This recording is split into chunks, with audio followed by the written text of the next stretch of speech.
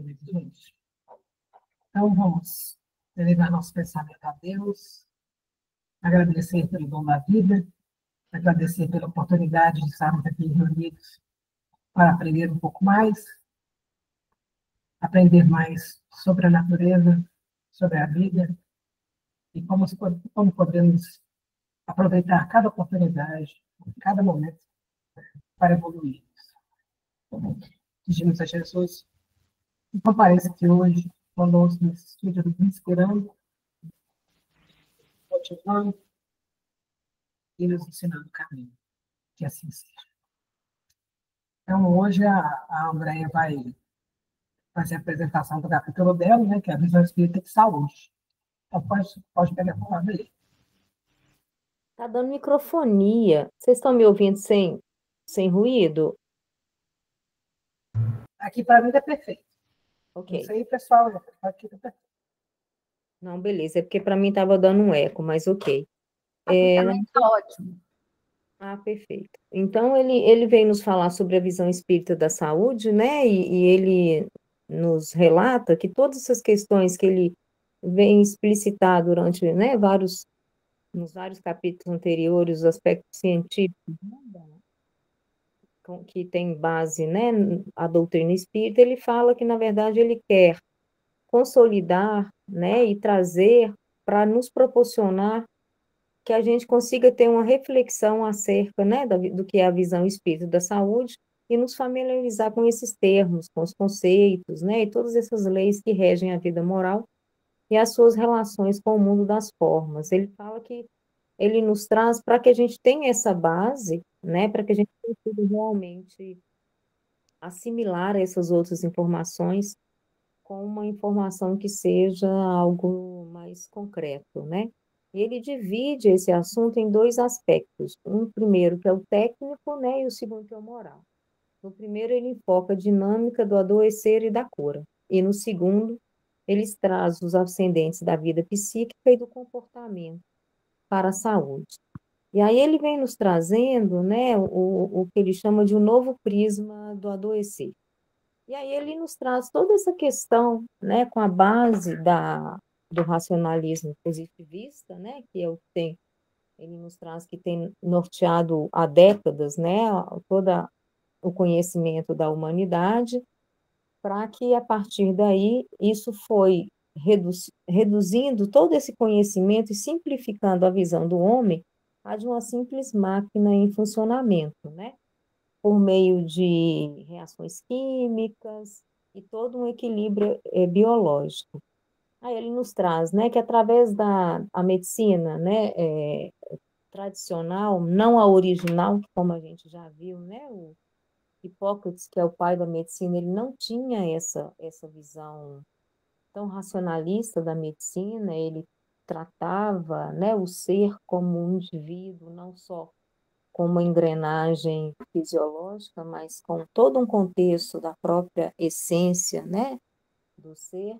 Mas atualmente o que ele nos fala é que todas essas questões técnicas, né, a dissecação dos cadáveres, o conhecimento da anatomia humana, da perfeita composição e do próprio mecanismo, né, de funcionamento dos órgãos e dos tecidos, fez com que se compreendesse todos esses mecanismos fisiológicos, né, dessa engrenagem tão complexa que é um corpo, né, seja ele humano ou mesmo animal e até mesmo os vegetais, né, mas o que ele fala aqui é que isso tudo foi trazendo uma informação até mesmo à base celular. E, de alguma forma, isso foi nos trazendo algumas informações, as próprias transformações moleculares e decifrando essa linguagem que ele chama de neuromoral, e a partir daí foi se percebendo a importância da herança genética nos acidentes fisiológicos que determinam rumos e processos no campo das formas. Ele nos traz, né, que isso foi aplicado com o senso da observação do mundo material para que dessa forma, né, pudesse descrever todas as alterações dos órgãos doentes, e foi a partir daí que se fundou a era da anatomia patológica, né? Tiveram vários avanços que foram, né, alcançados pelos distúrbios bioquímicos a ela relacionados, né, eles foram capazes de estabelecer uma complexa cadeia fisiopatogênica e desenvolveram sofisticados métodos propedêuticos, né, nas análises laboratoriais, através dos exames de imagem, né, e dessa forma eles conseguiram invadir da menor forma possível o corpo humano para que tivesse cada vez mais informações a partir, né, dessas tecnologias do interior. Mas acreditava-se dessa forma que ter encontrado as bases sólidas para a construção de um audacioso edifício, saber os limites da doença e da saúde, e com isso poder interferir em benefício do homem, né? Porém, ele nos traz que, para a infelicidade, foi ignorada a parte mais essencial do ser humano, que é a questão do espírito imortal. Ou seja, todo esse edifício foi construído, né, sobre a transitoriedade ilusória da matéria, que no século XX foi reduzida às questões das ondas, das partículas, da energia e da interação do observador por dependentes, mas simplesmente considerando os aspectos físicos, né? E isso que até então parecia ser algo tão sólido foi se desfazendo em um golpe de vista que os modernos cientistas ainda não compreenderam. E o que ele nos fala, né, é que a doutrina espírita trouxe-nos uma visão desse processo, uma nova visão. Porém, a gente sabe, né, que essa visão que o espiritismo nos trouxe, a gente tem outras filosofias e outras crenças, né?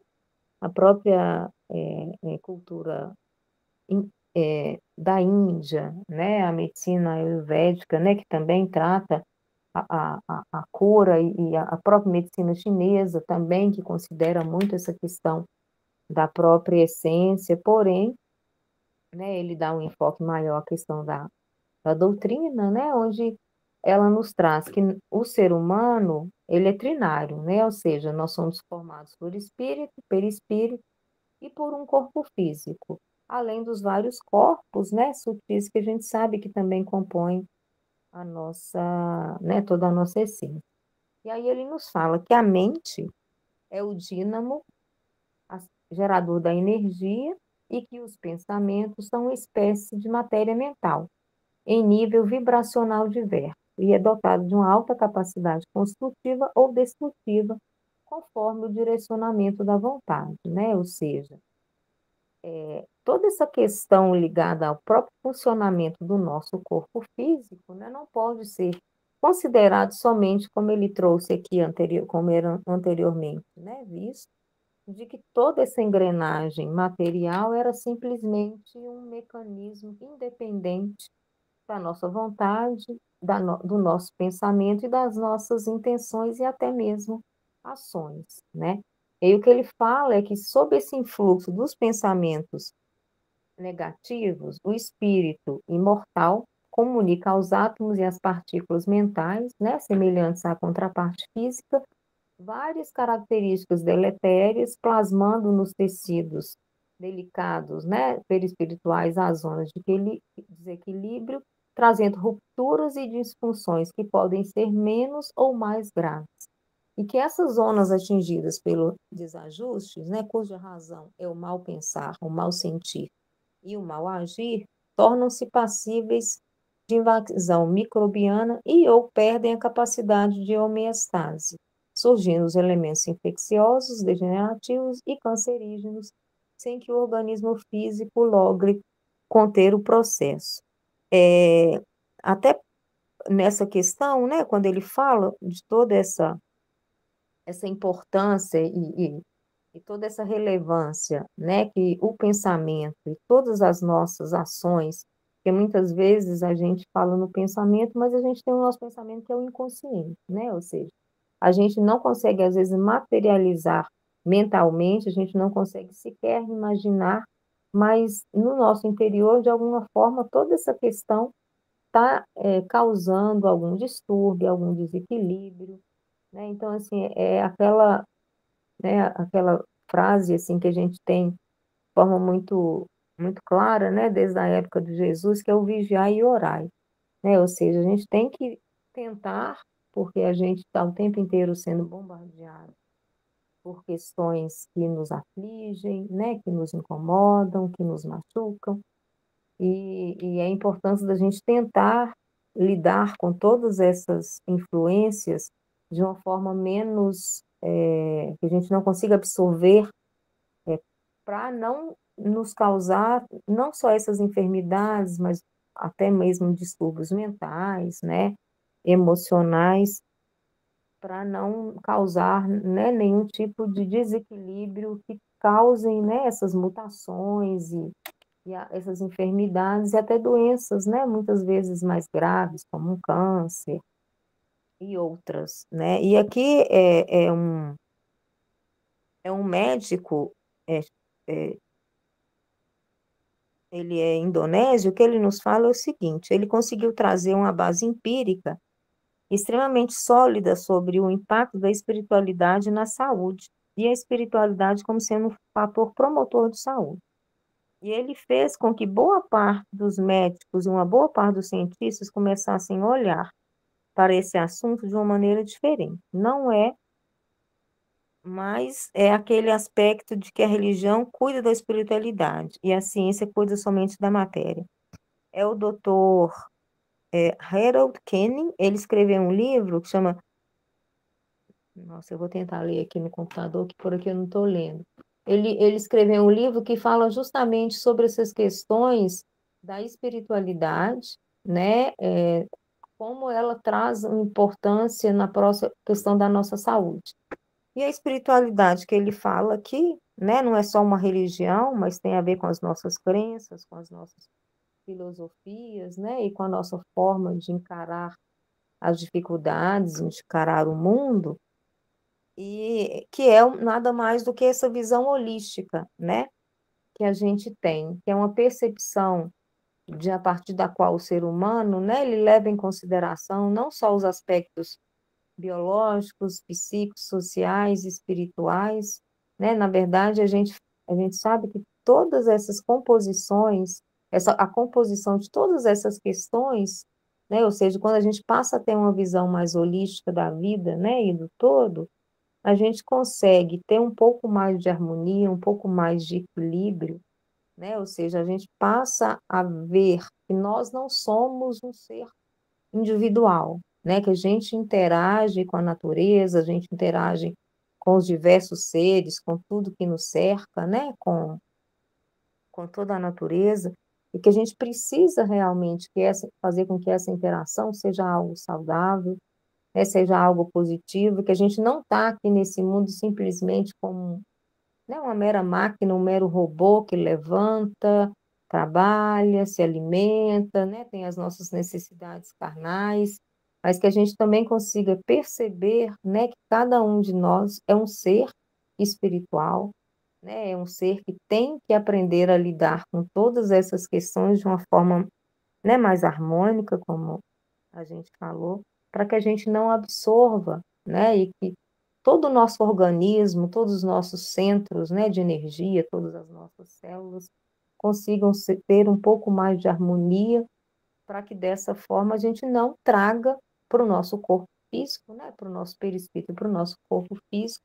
as enfermidades, né, que muitas vezes a gente poderia evitar se a gente tivesse um pouco mais de consciência sobre todas essas questões, né. Tem uma frase aqui que eu achei interessante, que fala que a tendência da natureza a formar, através de evolução criativa, todos que são maiores que a soma das suas partes, ou seja, a gente tem, né, na natureza, onde a gente vê que na natureza todas essas questões são muito mais harmônicas e convivem de uma forma muito mais harmoniosa do que nós humanos com nós mesmos, né, com as nossas dificuldades e limitações e mesmo com tudo o que nos cerca, né. Então, assim, que a gente consiga talvez perceber e enxergar na natureza uma forma de nos harmonizar até como seres, né. A gente vê na própria Bíblia, no Evangelho, né, quantas passagens Jesus nos traz, né, onde ele remete a nossa forma de lidar com a vida, e ele nos traz muitos ensinamentos através dos próprios animais e da própria natureza, né? Ele fala: olhai os lírios do campo, né, que simplesmente tecem, eles não estão se importando né, em ser ou não. Eles não fazem questão de se sobressair, eles estão ali simplesmente exercendo a sua função da forma mais harmoniosa e mais representativa possível, né? E muitas vezes a gente cria conflitos internos, cria conflitos, né, com todos que estão ao nosso redor, e dessa forma a gente só traz, né, e atrai cada vez mais enfermidades, não só para a nossa alma, né, mas também para o nosso corpo físico, né? Então, assim, que a gente realmente comece a perceber que, né, quando a gente lida com essas questões, como ele traz aqui, né, que a visão holística propõe que as coisas sejam consideradas em sua totalidade, em contraponto à visão cartesiana, que busca analisar tudo, dividir em partes para conhecer, considerando que a vida se manifesta de forma fragmentada, né? Ou seja, é o que ele nos trouxe aqui, né? A medicina mais tradicional, ela fragmenta o ser humano em várias partes, em vários, né, segmentos, e não de uma forma, não com a sua totalidade, né, e muito menos ainda considerando esse fator que não seja o fator biológico, né, ou seja, a questão espiritual, a questão da própria mente, né, que como o próprio o André Luiz nos traz, né, acho que é no Mundo Maior, ele fala que, eu estou tentando lembrar, uma frase que ele fala que a mente é a manifestação, não sei se alguém vai se lembrar, que o André Luiz ele nos traz, né? Que a mente é como se fosse assim, a partir da mente que a gente exteriorizasse, né? O que. Deixa eu procurar aqui que eu não vou lembrar. Ah, achei aqui. Ele fala que o cérebro é o órgão sagrado da manifestação da mente, em trânsito da animalidade primitiva para a espiritualidade humana. Mas não é isso que eu queria, não. É onde ele fala que a mente, na verdade, né, a partir da mente, a gente consegue manifestar algumas sensações e algumas percepções que a gente traz da nossa essência espiritual. Eu vou ver se eu conseguir achar aqui, eu trago depois. E outra coisa que eu achei interessante, a gente até já comentou aqui sobre aquele livro, A Biologia da Crença, né, do Bruce Lipton, que ele fala que o que condiciona um organismo vivo é seu ambiente físico e energético, dieta, comportamento, idade e telômeros, e não sua carga genética, como defende a síntese evolutiva moderna. Ele fala que, portanto, para os seres humanos, como os organismos vivos, não são determinados por seus genes, e sim condicionados pelo meio ambiente e, acima de tudo, por suas crenças, o que os faz donos absolutos do seu destino. São as crenças que controlam a nossa biologia e não o nosso DNA. Tudo nos é permitido, mas nem tudo nos convém. Aqui, no texto, ele até fala, ele contradiz um pouco o que o Bruce Lipton, né, que é um biólogo molecular, nos traz. Ele fala que tudo tem muito a ver com a questão do karma, né, e com a questão mesmo das nossas heranças genéticas. É claro que a gente sabe que isso tem uma força enorme, né, mas como a gente vê não só o Bruce Lipton nos trazendo, mas outros, né, cientistas também, eles nos falam que além de todo esse contexto que ele trouxe aqui no livro, a gente consegue, a partir dos nossos pensamentos, das nossas emoções, das nossas crenças, muitas vezes alterar essa questão do nosso DNA ou mesmo da nossa genética, né? São pensamentos um pouco antagônicos, mas se a gente for pensar como um todo, eu acho que um é um complemento do outro, né? Porque o que o Bruce Limpo está nos falando tem muito a ver com o que ele trouxe aqui no livro, né, sobre homeopatia, porém, eu acho que o Bruce Lipton ele foi um pouco mais além, principalmente porque ele é um estudioso de membranas celulares, né, e ele conseguiu, através de alguns experimentos, mostrar que essas membranas, a partir de algumas induções, de algumas questões ligadas mesmo ao emocional e à própria questão do pensamento, elas conseguem alterar até mesmo a sua composição, não só física, né, como biológica. Então, de alguma forma, eu acho que é algo que vem enriquecer, né, o estudo que ele nos traz aqui sobre a homeopatia. Alguém quer comentar, quer falar alguma coisa, acrescentar? Ou...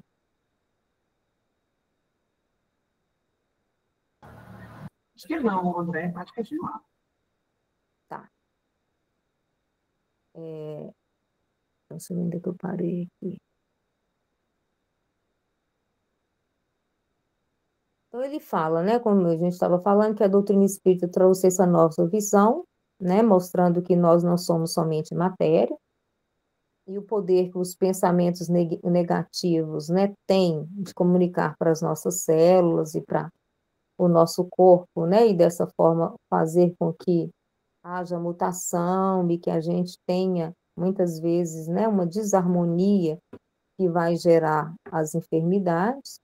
Então, ele fala que emerge, então, a moléstia, né, o André Luiz, ele nos traz que emerge, então, a moléstia por estado secundário em largos processos de desgaste ou devastação pela desarmonia que compele a usina orgânica a esgotar-se debalde na tarefa urgente da própria reabilitação no plano carnal. Isso ele trouxe no Evolução em Dois Mundos, né? E desde que ele fala que, uma vez que foi deflagrado esse processo, né? Ou seja, de desajuste dessas energias sutis do perispírito, vão se criando algumas zonas, né? Que podem chamar e atrair áreas, né, de predisposição mórbidas, a partir dos quais órgãos e tecidos, né, que se tornam vulneráveis no corpo espiritual, vão constituindo a nossa suscetibilidade para as enfermidades ou, né, mesmo para esse adoecimento.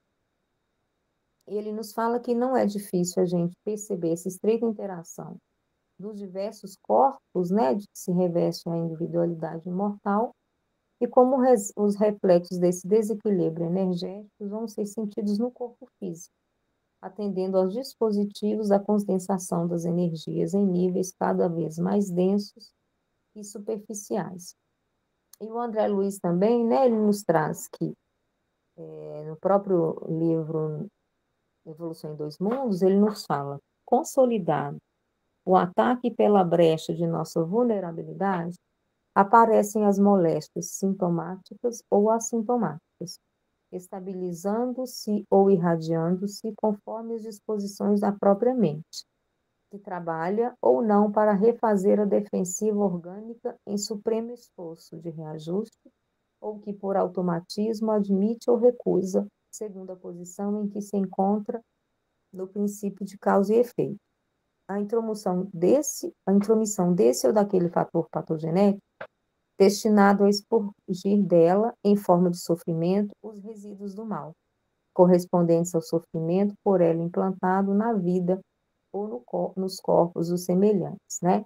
Então, assim, ele fala de uma forma muito similar ao que o Bruce Lipton nos traz, né? Ou seja, mas o André Luiz, ele falou isso quase 50 anos, né, antes do Bruce Lipton, e quando ele também nos trouxe, né, que as células eram organismos vivos, né, e nesse livro Biologia da Crença, o Bruce Lipton eles nos traz de forma muito clara, né, através desses estudos e desses experimentos que ele fez com essas membranas celulares, ele confirma, né, o que André Luiz nos trouxe há 47 anos atrás.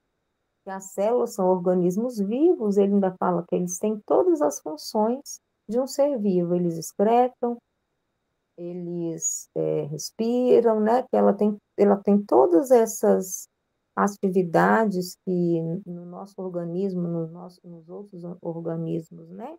Multicelulares, essas funções vitais que a própria célula nela mesma ela traz todas essas atividades e todas essas funções, né? Ou seja, O André Luiz, na verdade, foi o precursor, né? Claro que os dois não se falaram e que o Bruce Lee provavelmente nem conhece esses ensinamentos e essas informações trazidas por André Luiz há tanto tempo atrás, né? Mas, de alguma forma, é a ciência reforçando o que foi dito no livro Evolução em Dois Mundos, né? Como a gente também sabe que em alguns outros casos a gente teve algumas alterações ou inovações, né, a partir de alguns experimentos, como a gente até vai ver um pouco mais à frente. Então, assim, na verdade, a partir, né, dessas questões e de tudo que eles estão nos trazendo aqui, a gente sabe que tem muito a ver com as nossas escolhas, né, a questão do adoecer, da enfermidade. Não, ele fala aqui que não existe acaso nem sorte, né? Tudo que nos sucede tem uma razão de ser. E ele fala que, sendo assim, a crença em defesa e aparentemente inocente que nasce com grave moléstia, simplesmente está dando continuidade à transata existência como espírito imortal, trazendo para a vida atual o conteúdo mórbido por ela cultivado e devidamente registrado nos tecidos energéticos dos perispíritos. E o perispírito, presidindo a embriogênese desde as primeiras divisões da célula-ovo, imprime no material genético herdado dos pais particulares alterações, seja na mutação de genes ou na expressão de determinadas disfunções. E aí ele vai nos trazer que essa visão, né, a partir dela, a gente pode entender por que muitas vezes, né, numa mesma família, a gente tem algumas crianças que trazem, né, alguns traços genéticos que possam expressá-lo de forma mais branda e tardia, e alguns outros, muitas vezes, já traz aquilo de uma forma mais agressiva, mais forte, né? Até trazendo mesmo alguma enfermidade, alguma fatalidade biológica que seja mais agravada em um do que em outros. Aí ele fala que isso tem a ver com os impositivos da lei da causa e efeito, né? A gente sabe que, sim, muitas dessas alterações podem ser decorrentes, né, da lei de causa e efeito, mas como até o André Luiz disse, né, que nós temos essa capacidade de reverter, de mudar ou de alterar a nossa própria composição fisiológica, biológica, né, e o Bruce Limpton foi e reforçou isso que o André Luiz nos traz, né? Então a gente vê que a lei de causa e efeito, ela, eu não acredito que ela seja preponderante, ela tem um, um forte, né, impacto e muitas vezes ela pode até ser algo que venha a ser considerado como algo taxativo, mas a gente também consegue muitas vezes reverter essas questões com as nossas escolhas, né? E as consequências das nossas escolhas, elas vão ser muitas vezes minimizando todas essas questões que eu já trouxe, de alguma existência pretérita, ou mesmo dessa fatalidade biológica, mas que não quer dizer que ela seja irreversível. Em muitos casos, a gente sabe, né, o poder que a fé, que as boas ações, né, e que as boas escolhas conseguem fazer e alterar muitas vezes, né? Eu não acho que existe essa sentença como se fosse uma sentença de morte, né? A gente consegue muitas vezes reverter com amor, né? Como diz o próprio Jesus, né? O amor ele cobre uma multidão de pecados, né? O André Luiz nos trouxe, o Bruce Limpo reforçou. Então, assim, a lei de causa e efeito, ela realmente ela tem um impacto muito forte, mas não quer dizer que ela seja taxativa, porque a gente consegue muitas vezes alterar, né, com as nossas escolhas, como a gente até falou, né? E as consequências, elas podem muitas vezes ser amenizadas em função da nossa conduta, né? E como a gente já disse algumas vezes, as nossas escolhas. Então, ele nos fala, né, que não ficará surpreso quem presencia pela primeira vez no seio de uma família o surgimento, por exemplo, de uma moléstia muito rara, que absolutamente não guarda nenhuma relação com nenhum antecedente genético, mas encontra alguma explicação nos mecanismos da lei de causa e efeito, que são impressos no perispírito da individualidade reencarnante.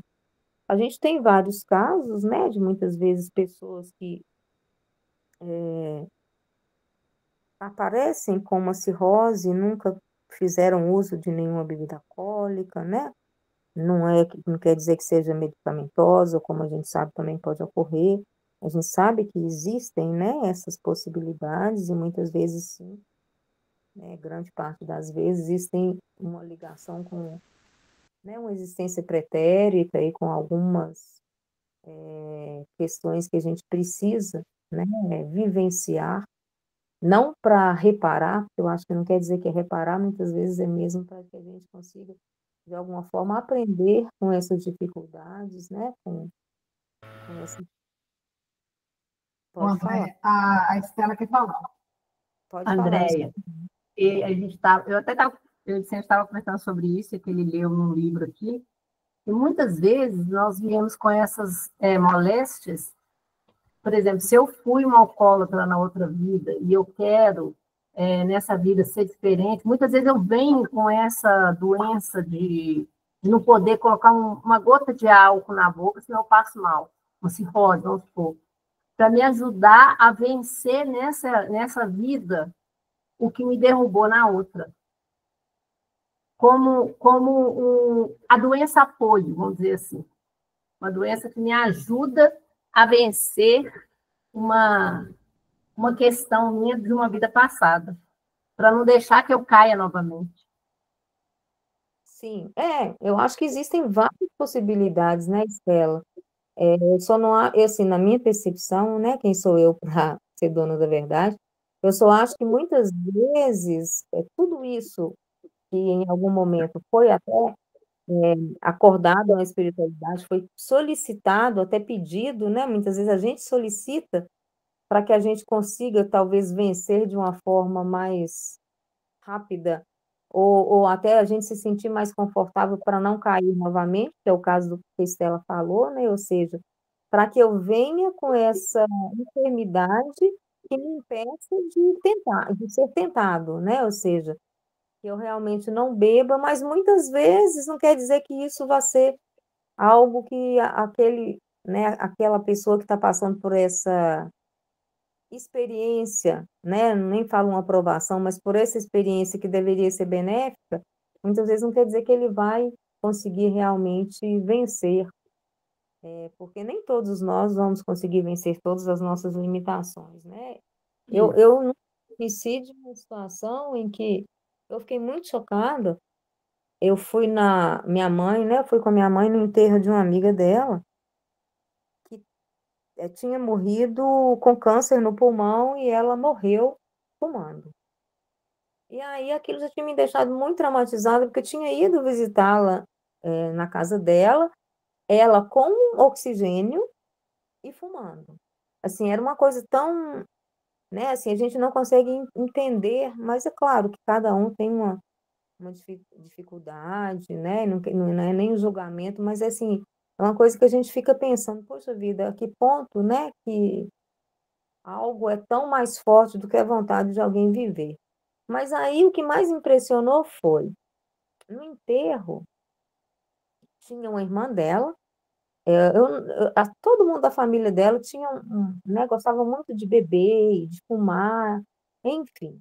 E essa irmã dela, ela já tinha perdido uma perna por causa, acho que é trombose causada por cigarro, então ela teve que amputar uma perna.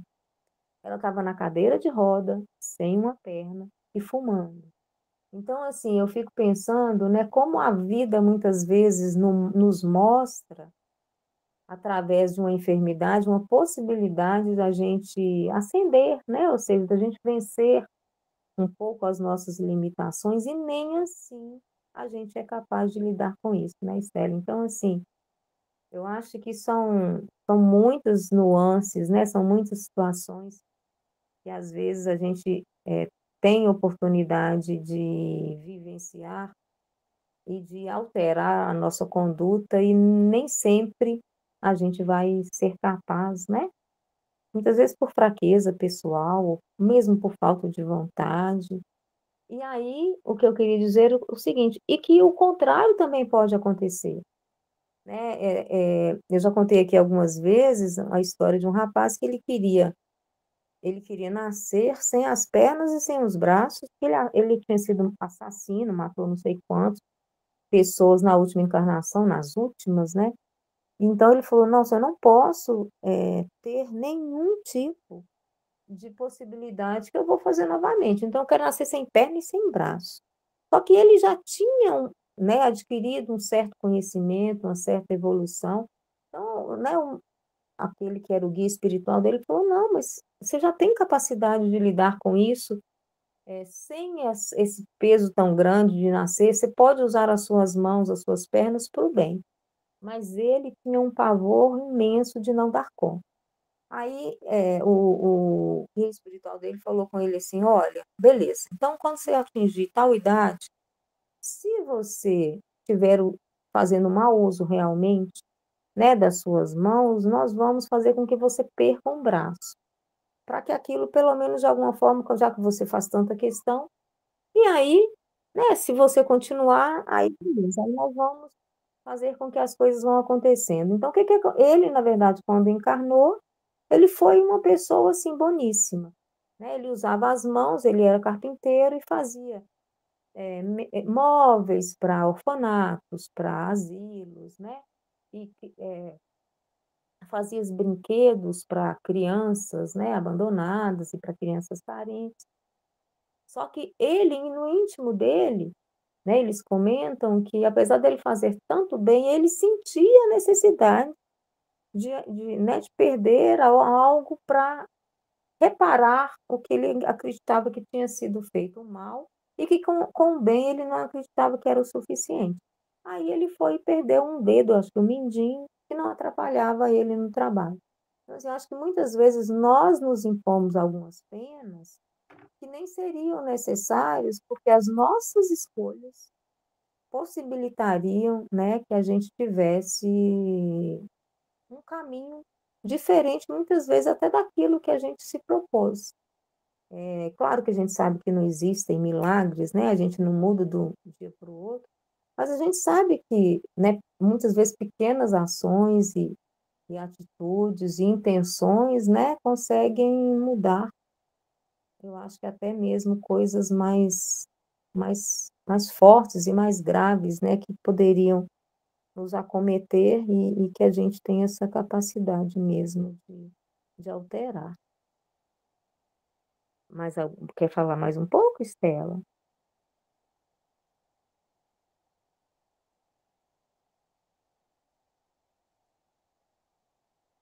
Vocês estão me ouvindo? Sim, pode continuar. Não, beleza. Então ele fala, né, que dependemos disso, que as doenças são construídas através do tempo, né? Ou seja, não raras vezes remontando a eras longínquas de um passado espiritual, aguardando um momento propício de serem expurgados os nossos tecidos perispirituais.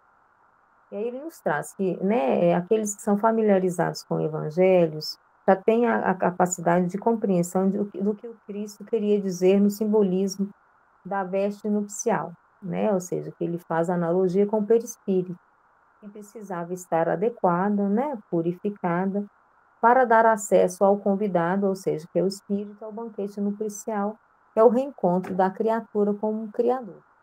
E o Ezequiel nos traz isso sempre, né, que a gente precisa vestir, né, estar com a veste nupcial para que a gente consiga realmente estar preparado, né, apto a alçar, né, novas possibilidades, né, que muitas vezes a gente não tem essa percepção das nossas imperfeições, né, e não se prepara, né, não tem o cuidado adequado com a nossa existência, né, com as nossas atitudes, com as nossas condutas, né, E dessa forma a gente realmente não tem o preparo adequado para lidar com isso. E aí a gente, ao invés de muitas vezes, né, reparar algo que a gente veio para crescer, para evoluir, para aprender, a gente atrai, né, situações ainda mais sérias, né,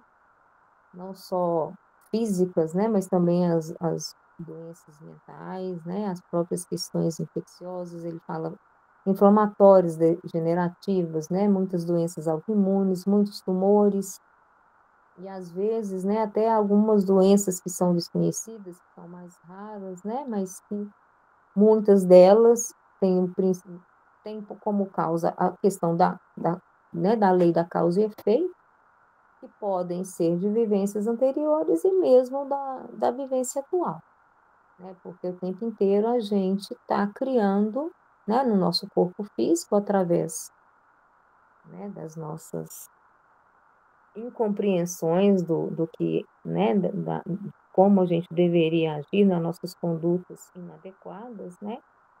A gente vai criando essas enfermidades, né? E inicialmente, né, elas atingem, ele nos fala aqui, o nosso perispírito, e aí elas, né, são transferidas, né, para o nosso corpo orgânico, né, e de alguma forma vão trazer à tona, né, algumas enfermidades e muitas delas graves, né, tanto que a própria ciência moderna e muitos estudiosos, né, eles já falam que o câncer nada mais é do que uma formação que iniciou-se de alguma forma, né?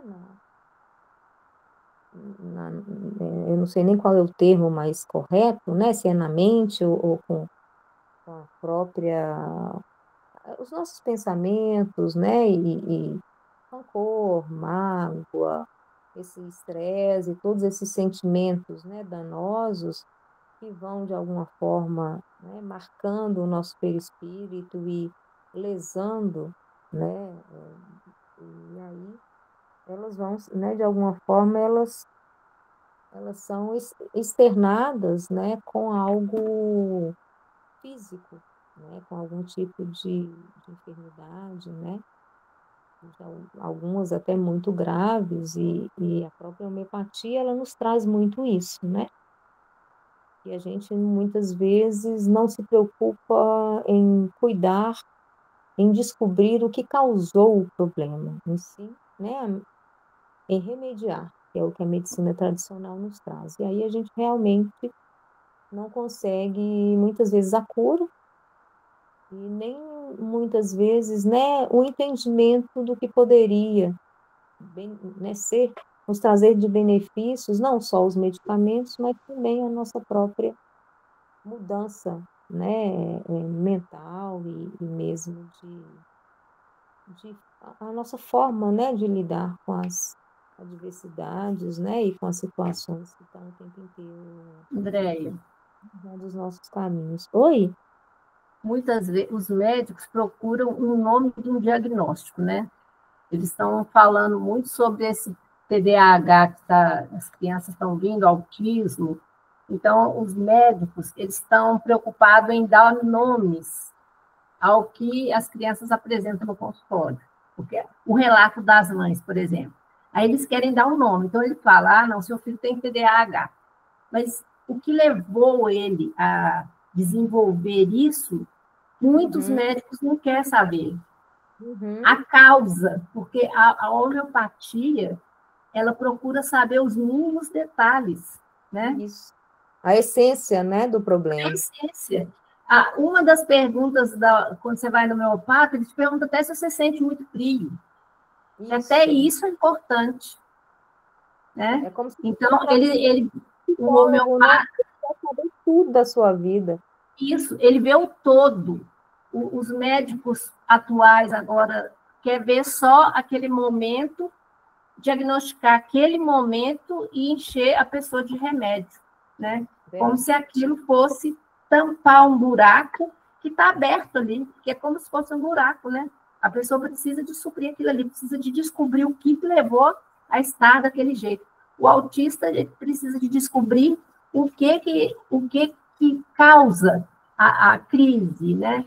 Como ele se coloca nas coisas da vida, né? Para, a partir dali, procurar um diagnóstico melhor, procurar uma forma de tratamento melhor, sem enchê-lo de remédio. Alopata. Que traga um pouco mais de conforto, né? Porque eu tenho uma vizinha, ela tem um filho que é autista, mas assim, no nível mais grave, né? Ele agora está com 16 anos, ele nossa, ele ficou um rapaz enorme, muito alto, muito forte, e ele se automutila, e ele é violento, sabe? Então, assim, eles têm que tomar um cuidado muito grande, porque ele pode agir de uma forma tão agressiva contra os pais e de causar um mal para eles e para ele, né? E essa, né, menina que é a minha vizinha, ela vive um drama muito grande, porque ela não sabe como lidar com isso, e os médicos o tempo inteiro só dopam, enchem ele de medicamento, ou seja, ele fica como se fosse né, um doente mental. Ele realmente ele tem dificuldade no falar, ele não consegue se expressar, mas não é com essa medicação tão forte, sedando, que eles vão de alguma forma auxiliá-lo, né? Então ela fica... É porque não leva em consideração as questões espirituais, entende? Do problema, né? Então, como é que eles vão cuidar, tratar? Não tem remédio, né? Como diz, qual que é o remédio para cuidar da causa espiritual de alguma coisa? Não é remédio alopático, né? Então, complica. Gente, nosso tempo acabou. Eu queria saber da Andréia se tem mais conteúdo para apresentar ou se você conseguiu encerrar.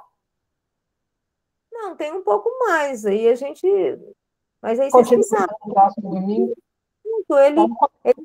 Esse assunto é muito bom. Não, beleza. Ele traz muito, ele fala muito, mas ele, né, traz muito essas questões. Aí não falta muita coisa.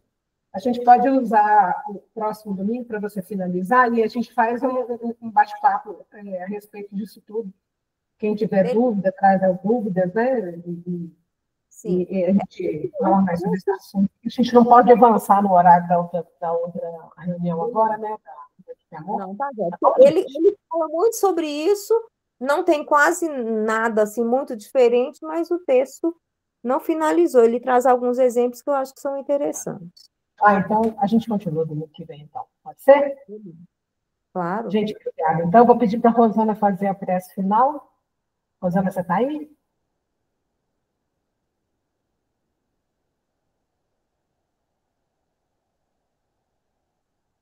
Rosana? Não? Vou pedir para a Célia. Célia, você está aí? Gente, vocês estão aí, gente? Eu faço aqui a minha. Então tá bom, Miriam. Obrigada.